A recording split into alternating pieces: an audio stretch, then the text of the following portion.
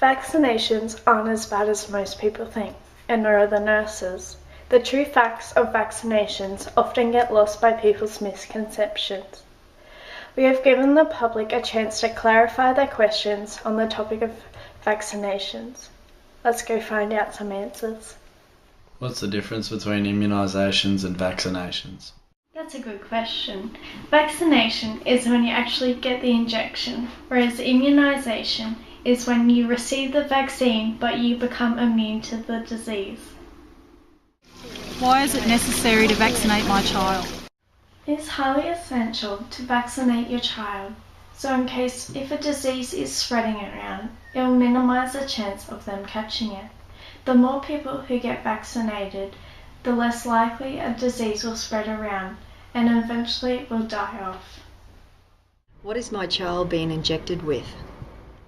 In vaccines, it contains a small dose of the infection that your body can handle to fight off.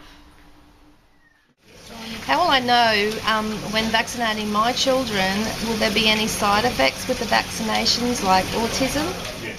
There can be possible minor side effects such as headaches and dizziness after receiving a vaccine, but this is why people are instructed to sit down for a few minutes after receiving it.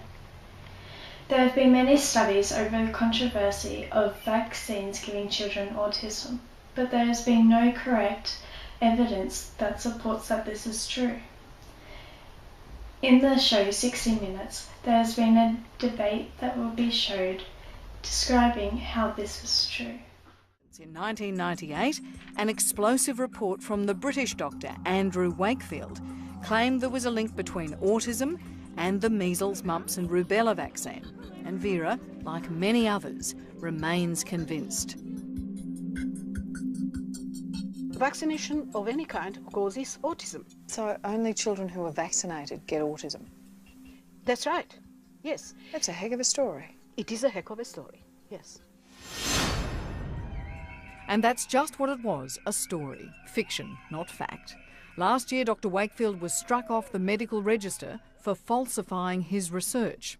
Not that Vera has got the message. It was fraud.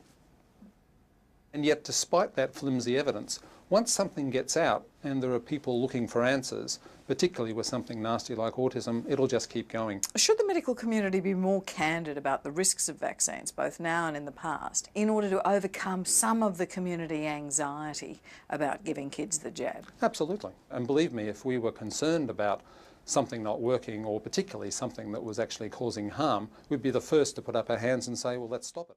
Can immunisation overload the immune system? No, children and adults come into contact with antigens each day, which are substances that provoke a reaction from the immune system. Where can I go to get my vaccinations? There are many places to go get your vaccinations done. Private doctor, public and community health clinics,